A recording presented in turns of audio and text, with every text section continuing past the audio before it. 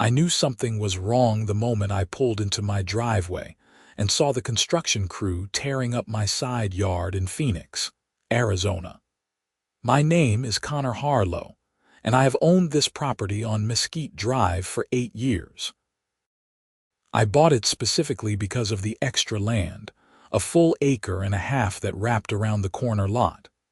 The house itself was modest, a 3-bedroom ranch-style home, but that land was gold.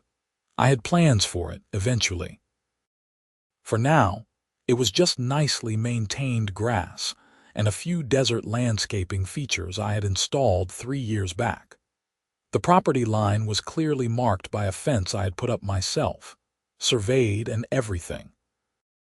But here they were, at 7 in the morning on a Tuesday, with bulldozers and graders, ripping up a section that was definitely, without question, on my side of the fence. They had torn down about 30 feet of my fence to access it. I parked my truck and got out, my work boots hitting the pavement hard. I run a towing company called Desert Recovery Towing, and I had been on my way to the yard when I decided to swing by home to grab some paperwork I had forgotten. Lucky break, I guess, or this would have gone even further before I noticed. "Hey," I shouted, walking toward the nearest guy in a hard hat. "What the hell is going on here?" He looked up from his clipboard, seeming annoyed at the interruption. "HOA parking lot expansion." "You got a problem, take it up with them." "This is my property," I said, keeping my voice level but firm. "You are literally on my land right now." The guy shrugged. "I just go where the permits tell me to go. The HOA approved this and gave us the plans.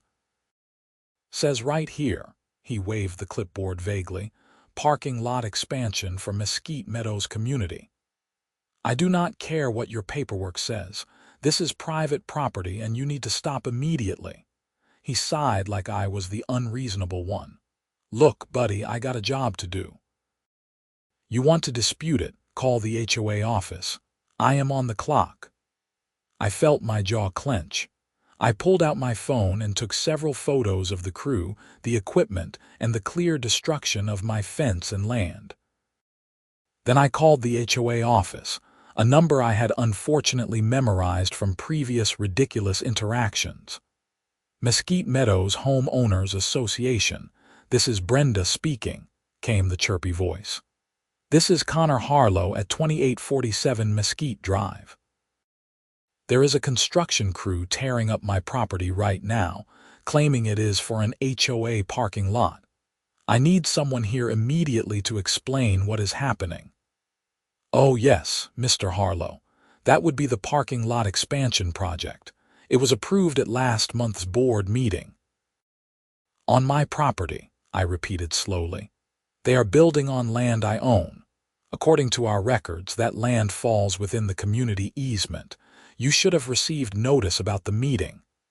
"I received no notice, and there is no easement on my property. I have the survey and the deed." "This is private land." "Well, I will have someone call you back about this. The board president is very busy today." "Who is the board president?" "That would be Patricia Whitmore, but like I said, she is—" "Give me her number, now." There was a pause. "I am not authorized to give out personal contact information. I can have her call you." "You have 1 hour to have her call me, or I am calling the police and my lawyer. And tell your construction crew they are trespassing." I hung up and walked back to the foreman. "I am officially notifying you that you are trespassing on private property. If you continue, I will have every piece of equipment here towed and impounded, and I will be pursuing legal action against your company." That got his attention. "Whoa, hold on. You serious?" "Dead serious. I own a towing company. I can have 5 trucks here in 20 minutes and every single one of these vehicles will be gone. Your bulldozer, your grader, your trucks, all of it." He stared at me for a long moment, then got on his radio. "Yeah, we got a situation here. Property owner is disputing the location, says it is his land." A pause. "Yeah, he is threatening to tow everything, says he owns a towing company." Another pause. Okay, yeah, we will hold. He looked back at me. My boss is calling the HOA now. Good. Nobody moves another inch of dirt until this is sorted out. I stood there, arms crossed, watching them. Several of the workers looked annoyed, but they had stopped actively working. One guy lit up a cigarette and leaned against the bulldozer. We waited. My phone rang 15 minutes later. Unknown number. This is Connor. Mr. Harlow, this is Patricia Whitmore, president of the Mesquite Meadows HOA board. Her voice was sharp, clipped, with that particular tone of someone used to getting their way. I understand you are causing problems with our construction crew. I am stopping them from illegally building on my property, if that is what you mean. The parking lot expansion was approved by the board and falls within the community development easement outlined in the CC and Articus. As a homeowner in this community, you agreed to those terms when you purchased your property. I read my CC and Articus front to back when I bought this place. There is no easement on my property, and even if there was, you cannot just take private property for a parking lot without compensation and proper legal process. What you are describing would be eminent domain, which the HOA does not have authority to exercise. Mr. Harlow, I do not appreciate your tone. The board has made its decision and the project will proceed. If you interfere with community improvements, we can fine you. I actually laughed. You are going to fine me for stopping you from stealing my land. Lady, you are insane. Here is what is going to happen. Your crew is going to pack up and leave my property. Then you are going to send me, in writing, whatever legal justification you think you have for this. Then my lawyer is going to explain to you why you are wrong. And if you set foot on my property again without permission, I will have you arrested for trespassing. The HOA has every right. The HOA has no rights to private property. Zero. None. And if your construction crew is not off my land in the next 10 minutes, I am making good on my promise to tow every single piece of equipment here. You cannot do that. Watch me. 10 minutes, Patricia. I hung up. My hands were shaking slightly from the adrenaline, but I felt oddly calm. I had dealt with plenty of difficult people in the towing business. Angry car owners, aggressive drivers, people who thought they could intimidate me into giving them their impounded vehicles without paying. This was just more of the same, except with a Karen in a position of petty power. I called my yard. Hey Marcus, it is Connor. I need 3 flatbeds at my house ASAP. Bring the big one too. We got some heavy equipment to move. What's going on, boss?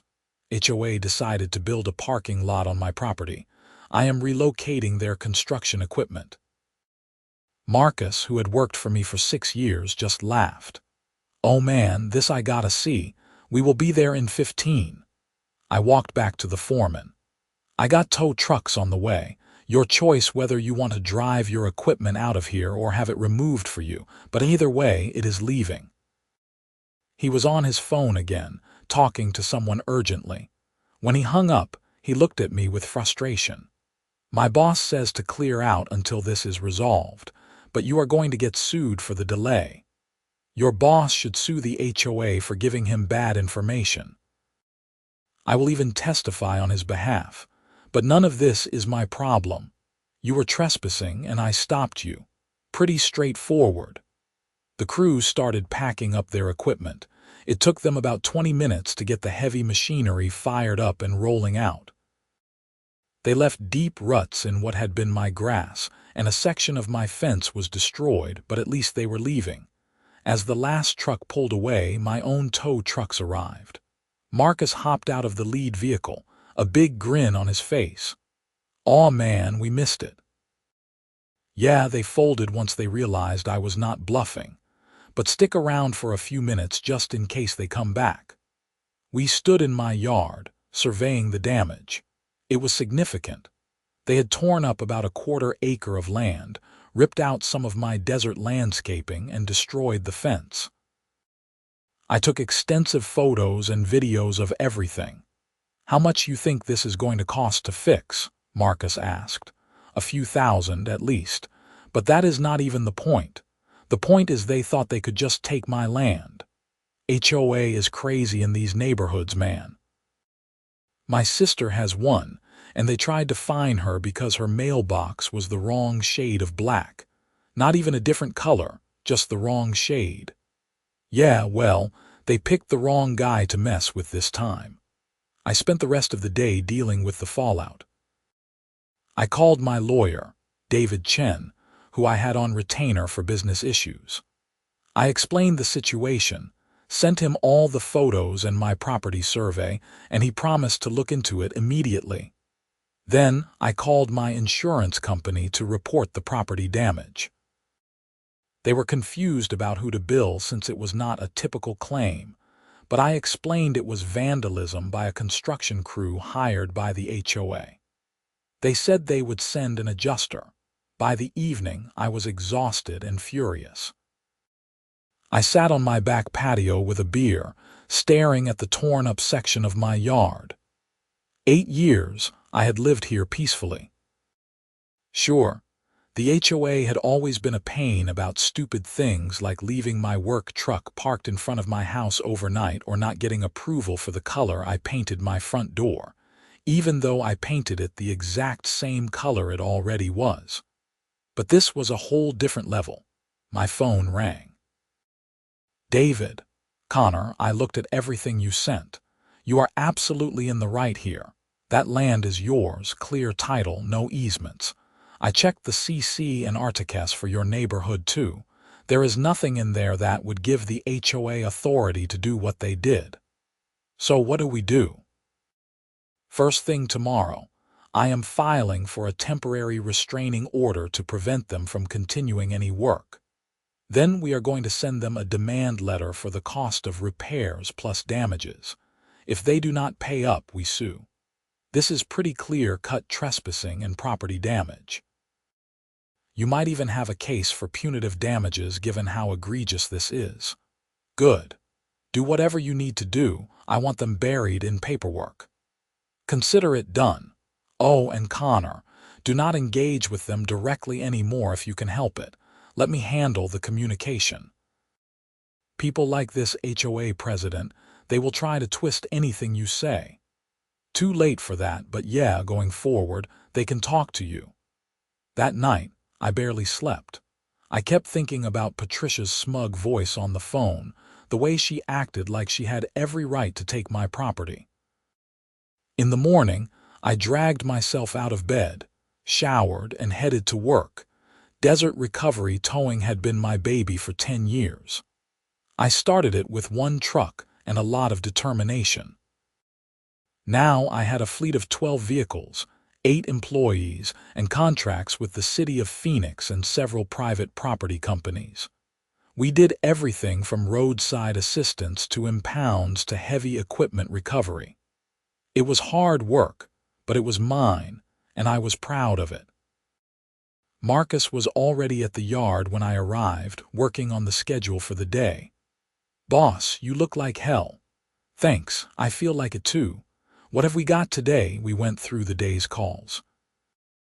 Several cars to be moved from a shopping center that had strict parking enforcement, a couple of accident recoveries, and one repo that needed to be handled carefully.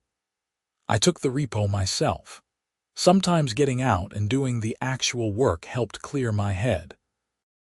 The repo was in Scottsdale, a nice neighborhood not unlike my own. The car was a BMW that the owner had stopped making payments on 6 months ago. The bank had finally pulled the trigger on recovery. I found it parked in the driveway, which made things easier. I hooked it up quickly and efficiently and was pulling away when the owner came running out. "Hey, that is my car." "Not anymore," I called back. "You can call the bank if you want to get it back." He shouted some obscenities, but he did not try to stop me. Most people did not once the hook was on. They knew it was over. I felt a tiny bit of sympathy for him, losing his car like that, but business was business. He had options and choices along the way. He made his. When I got back to the yard, there was a certified letter waiting for me. It was from the HOA. I opened it and read through the dense legal language. It was a notice of violation and a fine of $500 for interfering with approved community improvement projects and aggressive behavior toward contractors. They also demanded I allow the construction to resume within 5 business days or face additional fines of $100 per day. I took a photo of it and texted it to David. He called me 2 minutes later. This is unbelievable. They have completely fabricated this violation. I am accelerating everything. The restraining order will be filed within the hour, and I am drafting a countersuit for harassment, trespassing, and property damage. We are asking for $50,000 in damages. $50,000. It is a starting point. We will probably settle for less, but I want to make it clear you are not messing around.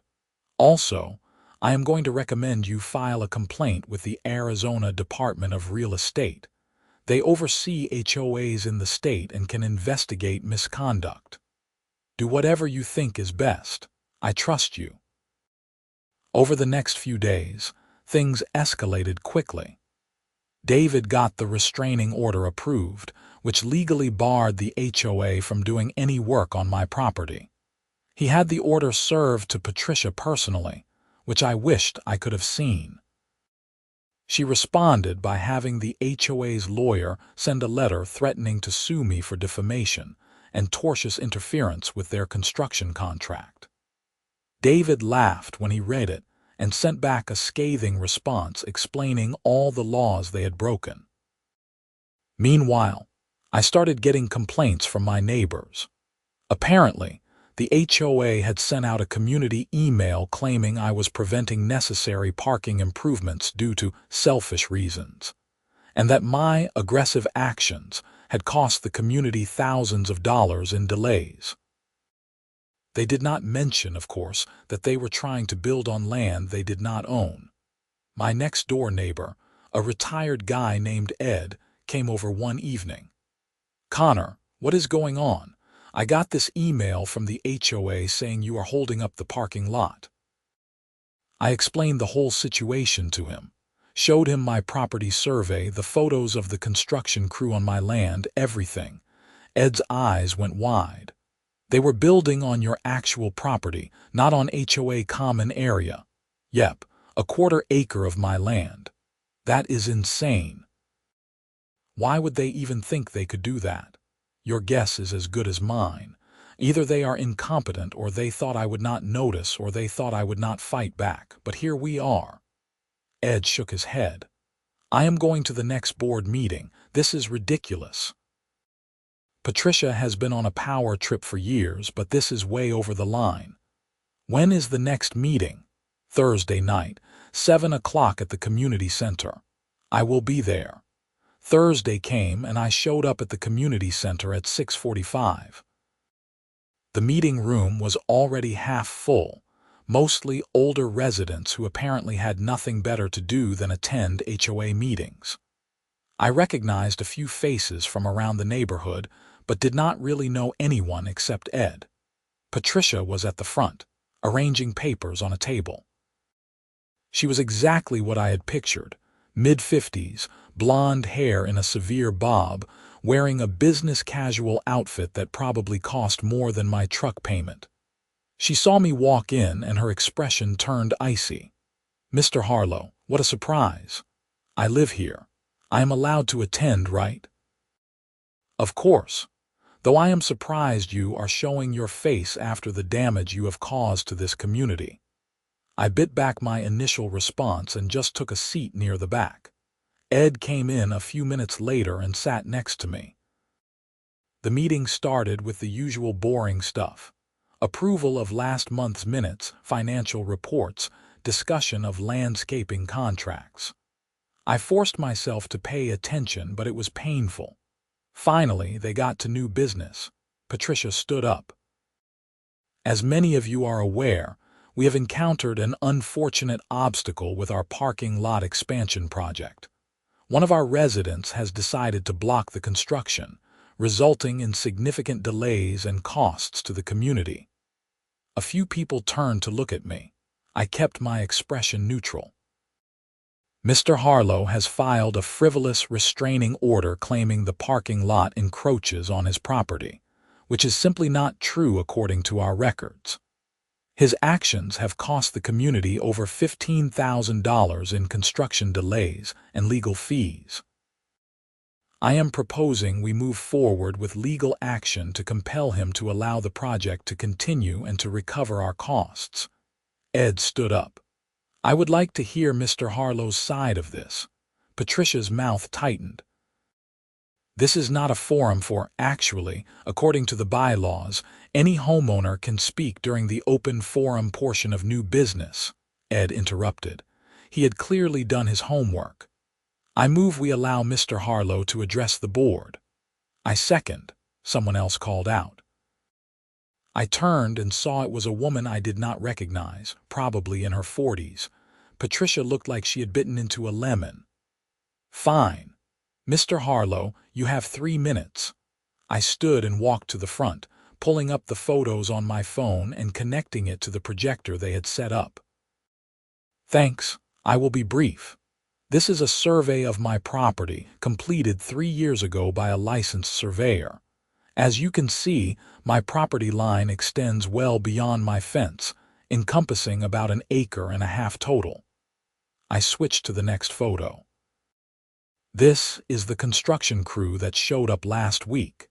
As you can see, they are working on land that is clearly within my property boundaries. They tore down my fence to access it. Next photo. Here is the damage they caused before I stopped them. About 1/4 acre of torn-up land, destroyed landscaping, and a destroyed fence. I looked directly at Patricia. The HOA never contacted me about this project. I received no notice, no request to purchase or use my land, nothing. The first I knew about it was when I came home to find bulldozers tearing up my property. So I stopped them, which is my legal right.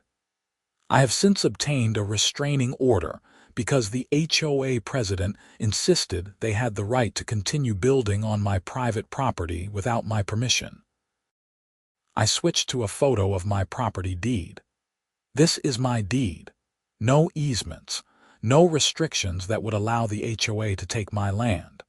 I have spoken to a real estate attorney who confirms the HOA has no legal basis for what they attempted to do.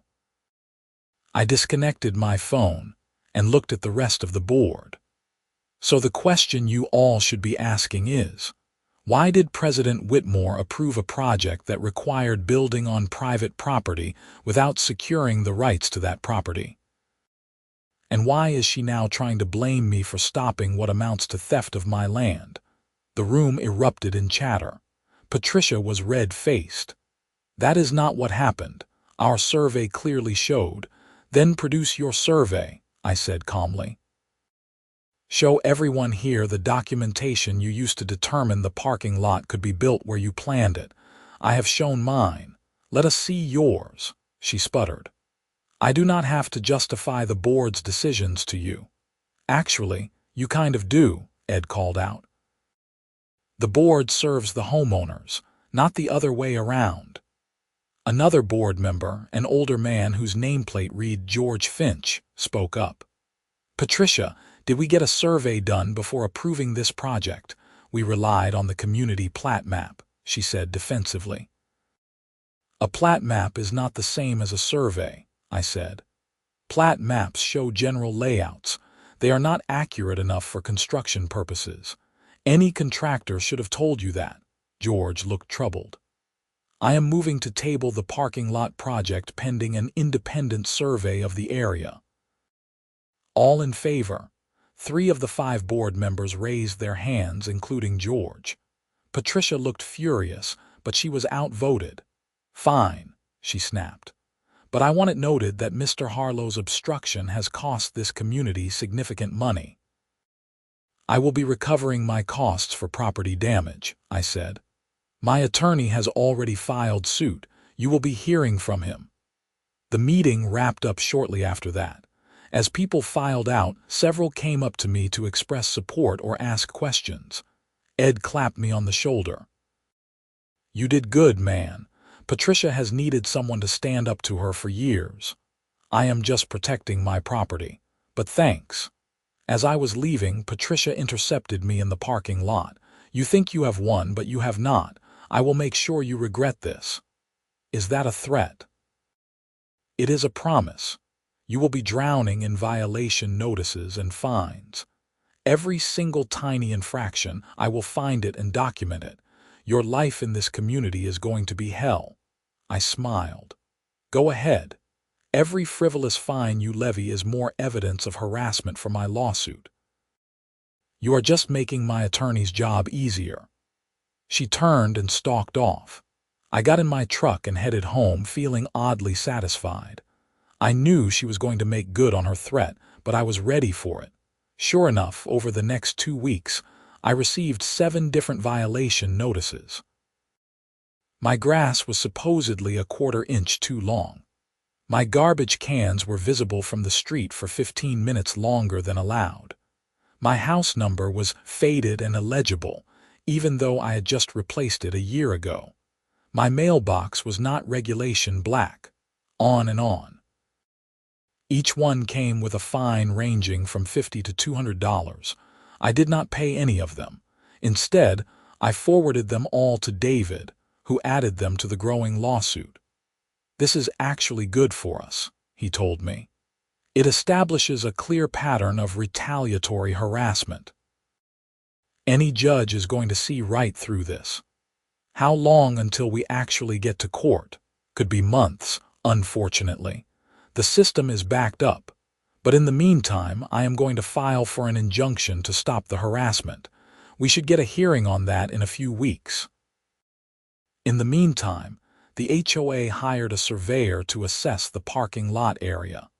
I made sure to be home when they came out. The surveyor was a professional woman named Karen Rodriguez, which I found grimly amusing given the situation. "Mr. Harlow," she asked, approaching me with a clipboard. "That is me. I am here to survey the proposed parking lot area for the HOA. I understand there is a property line dispute." "Not really a dispute. The property line is clearly established. The HOA just ignored it," she nodded. "Mind if I see your survey?" I pulled it up on my phone and showed her.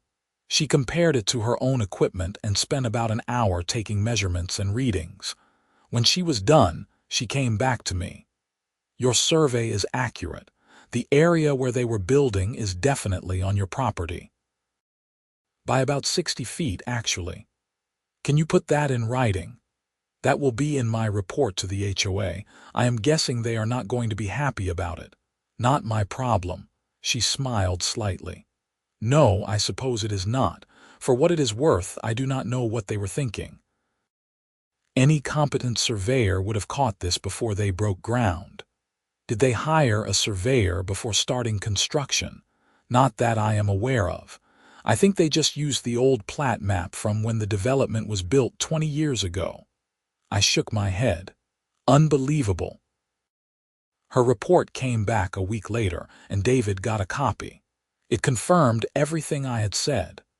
The HOA's proposed parking lot would have been built almost entirely on my private property. There was no easement, no shared use agreement, nothing that would have given them the right to do so. David immediately sent a letter to the HOA's attorney with a copy of the survey and a renewed demand for $25,000 to settle, covering my property damage, legal fees, and the harassment campaign. They rejected it. Their attorney actually said you should be grateful the HOA wanted to improve the area near your property, David told me, sounding amazed. He claimed it would have increased your property value. By letting them steal a 1/4 of my land. That is insane. I know. We are going to trial. I will start preparing. But before we could get to trial, things took an interesting turn. I got a call from a man named Robert Chen, no relation to my attorney. He identified himself as a reporter for the Arizona Republic. "Mr. Harlow, I am working on a story about HOA overreach in the Phoenix area. Your situation with Mesquite Meadows came up in my research. Would you be willing to talk to me about it?" I hesitated. "I would need to check with my attorney first, of course. But I will tell you, I have been investigating HOAs across the state, and your case is one of the most egregious I have come across. An HOA trying to literally seize private property for their own use without compensation. That is a big story. Let me call you back." I immediately called David and explained. He was cautious but ultimately thought it could be helpful. "Public pressure might push them to settle, but be very careful what you say. Stick to the facts, do not embellish, and do not make it personal." I called Robert back and agreed to an interview. We met at a coffee shop near my office, and I walked him through everything that had happened, providing copies of the photos, surveys, and violation notices Patricia had been sending me. Robert was in his 30s, sharp, and clearly good at his job. He took copious notes and asked insightful questions. "Have you tried to work this out with the HOA board directly?" he asked. I went to a board meeting. Most of the board seemed surprised by the facts when I presented them. "It is really just the president, Patricia Whitmore, who is pushing this. She has made it personal." "How so?" I showed him the stack of violation notices. "All of these came after I stopped the construction. 7 violations in 2 weeks for things like my grass being slightly too long or my garbage cans being visible. It is obvious retaliation." He whistled. "Yeah, that is pretty blatant. Have other homeowners had issues with her?"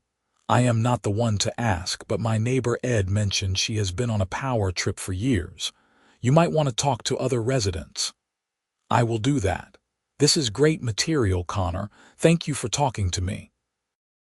The article came out 2 weeks later on a Sunday. It was front page of the local section. "Phoenix HOA accused of attempting to seize private property." It laid out the whole story, including quotes from me, Ed, and 2 other homeowners who described their own experiences with Patricia's aggressive enforcement tactics. The HOA's attorney provided a statement claiming the situation was a misunderstanding and that they were working to resolve it amicably, which was a blatant lie, but whatever. The article went viral locally. By Monday morning, it had been picked up by several local TV news stations. I started getting calls from reporters asking for interviews. David advised me to do 1 or 2, but not to overdo it.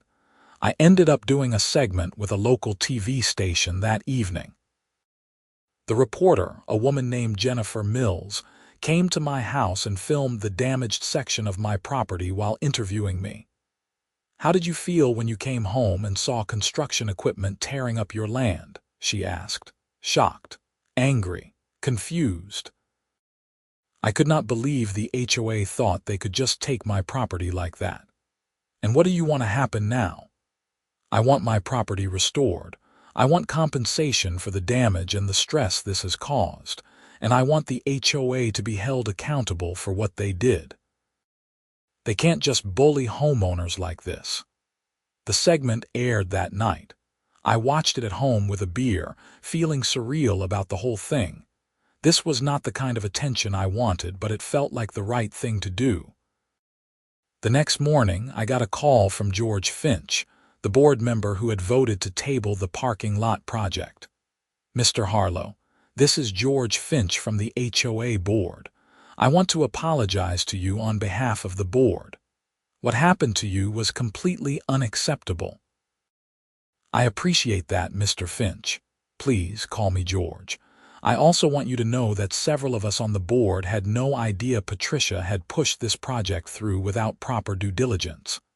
We relied on her assurance that everything was in order. Clearly, it was not. So what happens now? We are calling an emergency board meeting tonight. I am going to move to have Patricia removed as president. I already have the votes. We are also going to authorize settlement of your lawsuit for whatever amount is reasonable. We just want to make this right." "That is good to hear, George. I never wanted to fight with the HOA. I just wanted to protect my property." "I understand completely. I will be in touch." That night, the board met and voted 4-1 to remove Patricia as president. She was the only vote against, obviously. George was elected as the new president. The board also voted to authorize settlement negotiations with me up to $30,000. David was thrilled. "This is a huge win, Connor. We can definitely work with this." Over the next week, David and the HOA's attorney hammered out a settlement. The HOA would pay me $22,000, covering all my damages, legal fees, and some additional compensation for the harassment. They would also issue a formal apology and put in writing that my property rights were fully acknowledged. I agreed to the settlement. It was not about the money, really. It was about the principle. They had tried to steamroll me and I had fought back and won, but Patricia was not done. Even though she had been removed from the board, she still lived in the neighborhood, and she apparently could not let it go. I started noticing her driving past my house at odd hours, slowly, like she was looking for something. Then my garbage cans were knocked over twice in 1 week, always the night before pickup. My mailbox was hit, the post bent, like someone had taken a bat to it. I installed security cameras. The next time my garbage cans were knocked over, I had it on video. Patricia, at 2 in the morning, getting out of her white Mercedes SUV and walking up my driveway to kick over my cans. Then she keyed the side of my work truck that was parked on the street. I showed the video to the police. They went to her house and arrested her for criminal mischief and vandalism. She spent the night in jail and was released the next morning on bond. I pressed charges. This was beyond HOA nonsense now. This was straight-up criminal behavior. Her husband, a quiet guy named Tom who I had never really interacted with, came to my door a few days later. He looked exhausted and embarrassed. "Mr. Harlow, I am so sorry about Patricia. She has not been herself lately." "Tom, she has been criminally vandalizing my property." "That is not just not being herself, that is illegal." I know. She is seeing a therapist now. I think the stress of losing the board position, the lawsuit, the news coverage, it all just broke something in her. She has always been a controlling person, but this is next level." "I appreciate you coming by, Tom, but I am not dropping the charges. She needs to face consequences for her actions." He nodded sadly. "I understand. For what it is worth, I am talking to a divorce attorney. I cannot do this anymore." I felt a pang of sympathy for the guy, but there was nothing I could do. Patricia had made her choices. The criminal case moved forward. Patricia pleaded guilty to criminal mischief and vandalism and was sentenced to a year of probation, community service, and ordered to pay restitution for the damage to my truck and mailbox. She was also required to continue therapy. After that, things finally calmed down. Patricia and Tom divorced, and she moved out of the neighborhood. Tom was actually a decent guy once he was free of her influence. We would wave to each other when we crossed paths. The HOA, under George's leadership, was much more reasonable. They actually did surveys and followed proper procedures before approving projects. The parking lot plan was scrapped entirely. They found another location on actual HOA common land that worked better anyway. As for me, I used part of the settlement money to repair my property and upgrade my fence to something much sturdier.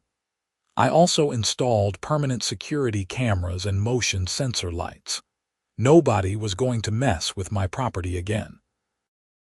One evening, about 6 months after everything was resolved, Ed came over with a 6-pack of beer. We sat on my back patio, looking at the repaired section of yard. The grass had grown back in, and you could barely tell anything had happened. "You know, you are a legend in the neighborhood now," Ed said. "The guy who took down the HOA." I laughed. "I did not take down the HOA. I just stopped them from stealing my land. Same thing to most people here. You have no idea how many homeowners have been bullied by HOAs over the years. Seeing someone fight back and win, it means something. It should not have been that hard. I was in the right. The law was on my side. It should have been simple. But it was not, because Patricia made it personal. She could not stand losing control. Yeah, well, she is someone else's problem now." We sat in comfortable silence for a while, drinking our beers and watching the sun set over the desert. "You ever think about moving?" Ed asked. "Getting away from the HOA altogether?" "Nah, I like my house. I like the location.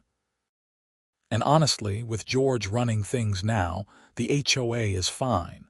They do what they are supposed to do, maintain common areas, enforce reasonable rules, and they stay off my property." Fair enough. My business continued to thrive.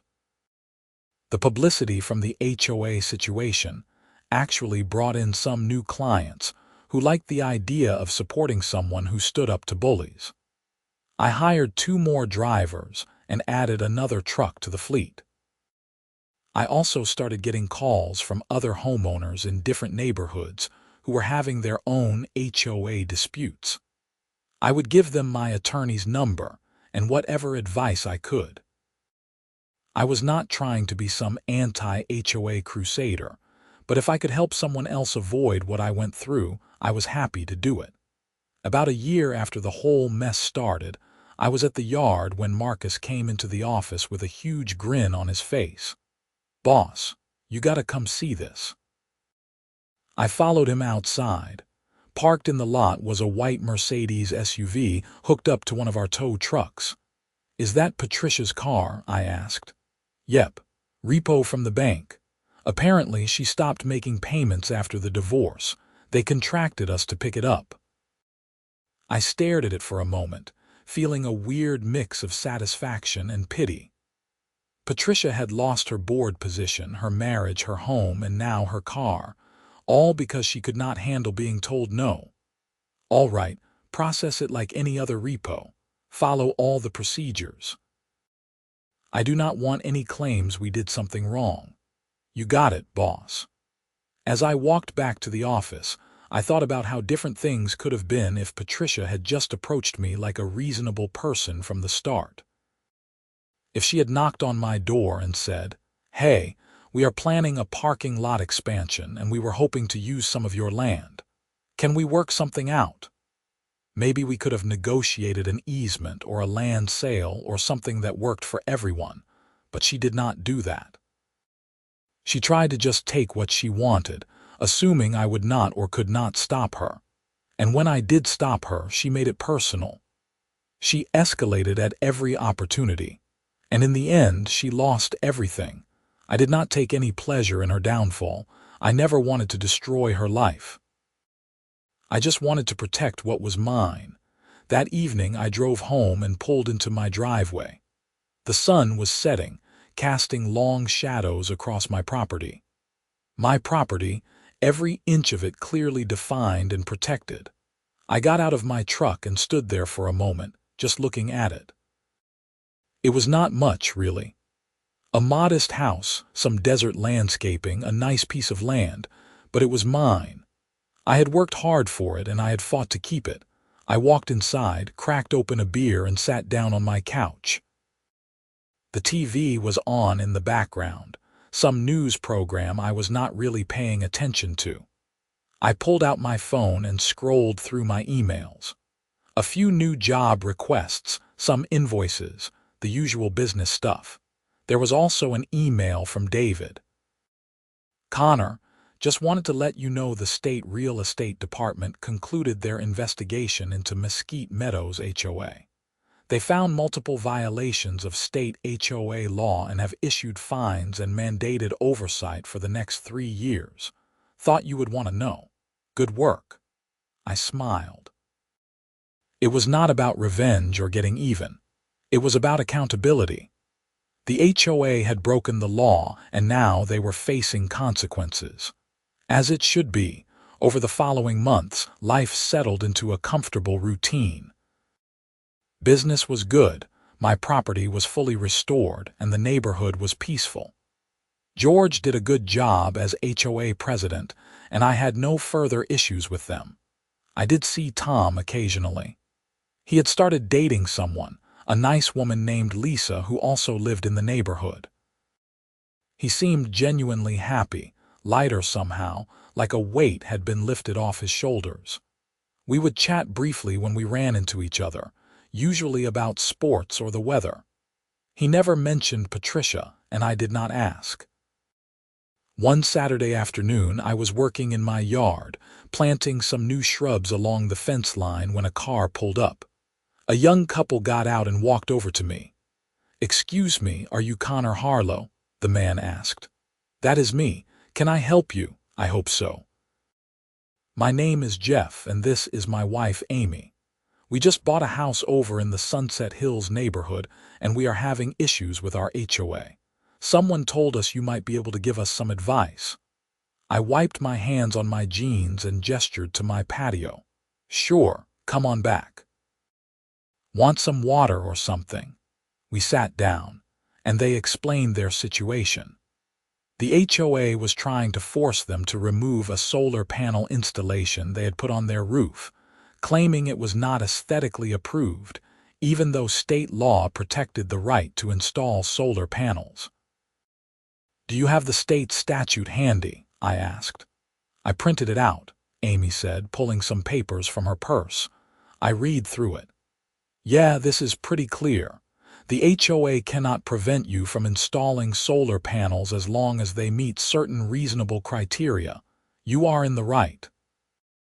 But they are threatening to fine us $500 and to put a lien on our house if we do not remove them," Jeff said. "They are bluffing. Or they are ignorant of the law. Either way, you need to get a lawyer involved immediately. Do not communicate with them directly anymore. Everything goes through your attorney." I gave them David's contact information and walked them through basically what I had done in my situation. Document everything, know your rights, do not back down if you are in the right, and get professional legal help. They thanked me profusely and left. I hoped things would work out for them. It was frustrating that this kept happening, that HOAs thought they had unlimited power to dictate every aspect of homeowners' lives. A few weeks later, I got a thank you card from Jeff and Amy. Their attorney had sent one letter to the HOA citing the state statute, and the HOA had immediately backed down. No fines, no liens, no further hassle. Sometimes all it took was someone willing to stand up for themselves. As I sit here now, 2 years after the whole parking lot fiasco started, I can look back on it with some perspective. It was stressful, expensive, and time-consuming.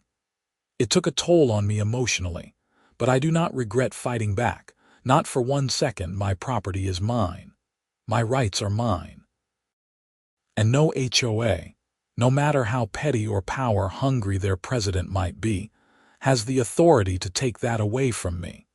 The irony of the whole situation still makes me chuckle sometimes.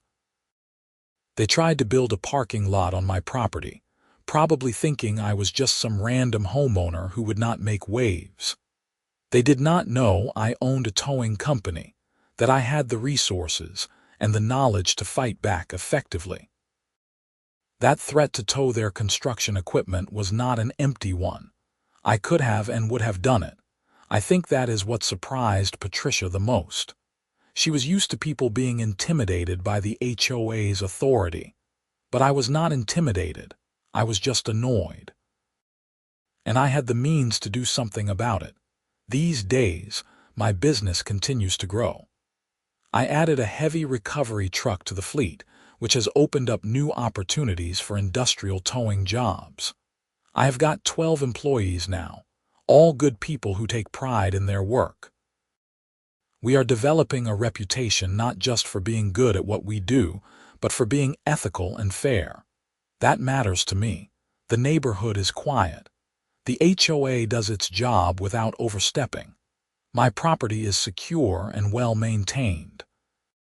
I even finished the landscaping project I had been planning before all this started, adding some native plants and a small water feature in the backyard. Sometimes I will be sitting on my patio in the evening, and I will look at that section of the yard where the construction crew tore everything up. You cannot even tell now. The grass is thick and green, the shrubs are healthy, and the new fence is solid and straight. It is like it never happened. Except it did happen, and I dealt with it, and I won. That is the lesson I take from all of this.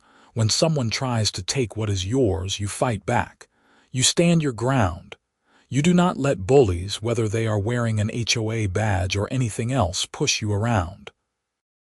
You know your rights, you exercise them, and you hold people accountable when they cross the line. I am not some crusader or activist. I am just a guy who owns a towing company and a piece of property in Phoenix, Arizona. But when push came to shove, I pushed back harder. And that made all the difference. The settlement money went to good use. Beyond just repairing the damage, I put some aside as an emergency fund for the business. You never know when you will need it. I also donated $5,000 to a local legal aid organization that helps people who cannot afford attorneys in disputes like mine. If my experience could help someone else, even indirectly, that felt right. Marcus eventually became my operations manager, a well-deserved promotion. He had been with me through the whole HOA mess, ready to tow those construction vehicles at a moment's notice. That loyalty meant something. One thing that came out of all this was a deeper appreciation for property rights and how easily they can be threatened. I started paying more attention to local politics, especially around HOA regulations. Arizona has some of the strictest HOA laws in the country, but clearly, there are still problems. I attended a few city council meetings, wrote some letters to my state representatives, and generally tried to be more engaged. I am not running for office or anything, but I figure if my story can influence policy even a tiny bit, that is a good thing. Nobody else should have to go through what I went through just to protect their own land. Ed and I became good friends through all this. We have a standing agreement to watch football together on Sundays during the season. He is a Cowboys fan, which I give him grief about constantly, but he is good people. He told me once that watching me stand up to Patricia inspired him to be more assertive in his own life. He had always been the type to avoid conflict, but seeing how effective it could be to just stand firm on principle changed his perspective. George turned out to be an excellent HOA president. Under his leadership, the board became more transparent, more responsive to homeowner concerns, and more careful about following proper procedures. The neighborhood has actually improved. Common areas are better maintained, there is better communication, and people generally trust the board now. It is what an HOA should be. I still get the occasional violation notice, but they are always legitimate now. If my grass is actually too long or I leave my garbage cans out too late, I get a polite reminder. I fix the issue, and that is the end of it. No fines, no threats, just basic enforcement of reasonable rules. I can live with that. The security cameras I installed have been useful beyond just protecting against vandalism. They have caught package thieves twice, and the footage helped police recover the stolen items and arrest the thieves. My neighbors have asked about my camera system, and several have installed their own. The whole street is safer now. Patricia, as far as I know, moved to Tucson after everything fell apart. I heard through the neighborhood grapevine that she is working in retail and living in an apartment. I do not wish her ill. I hope she got the help she needed from therapy and that she is building a better life. But I also do not feel guilty about what happened to her. She made her choices, and actions have consequences. Tom is engaged to Lisa now. I got an invitation to the wedding, which surprised me. I am planning to go. He is a good guy who got caught up in a bad situation, and I am happy he found someone who makes him happy. The whole experience taught me a lot about human nature. Patricia was not evil, just deeply insecure and compensating by trying to control everything around her. When that control was challenged, she could not handle it. A lot of HOA tyrants are probably like that. People who feel powerless in other areas of their lives and use whatever authority they have to feel important. Understanding that does not excuse the behavior, but it does explain it. And maybe, just maybe, if more people understood that dynamic, we could address HOA problems before they escalate to the level mine did. I still drive past that section of my property every day when I leave for work. Every time I do, I feel a little surge of satisfaction. That is my land. I protected it. Nobody took it from me. In the end, that is what matters. Not the money from the settlement, not the minor local fame from the news coverage, not even the satisfaction of seeing Patricia face consequences. What matters is that I stood up for myself. I was in the right, and I saw it through to the end. My dad, who passed away a few years before all this happened, used to tell me that the measure of a man is not how hard he can hit, but how hard he can get hit and keep moving forward. I think about that a lot. Patricia and the HOA hit me pretty hard, tried to take something valuable from me and made my life hell for months. But I kept moving forward. I did not give up and I did not give in. That is the real victory. Not the settlement, not the vindication, but the knowledge that when tested I stood firm. I hope I never have to go through something like that again. But if I do, I know I can handle it. And that confidence, that self-knowledge, is worth more than any amount of money. The towing business gives me that same kind of satisfaction. Every day, I am solving problems, helping people who are stranded, recovering vehicles, keeping parking lots clear for businesses. It is honest work, and I am good at it. The HOA situation was just another problem to solve, albeit a more complex and personal one. Looking ahead, I have got no big plans to move or change anything major. I like my house, my neighborhood, my business, my life. It is not fancy or glamorous, but it is mine, built on my own terms through my own hard work. And nobody, not an HOA, not a power-tripping president, not anyone, gets to take that away from me. That is the story of how the HOA tried to build a parking lot on my property, and how being a towing company owner gave me the tools and the confidence to shut it down immediately. It is also the story of standing up to bullies, knowing your rights, and refusing to back down when you are in the right. If there is one piece of advice I would give to anyone facing something similar, it is this.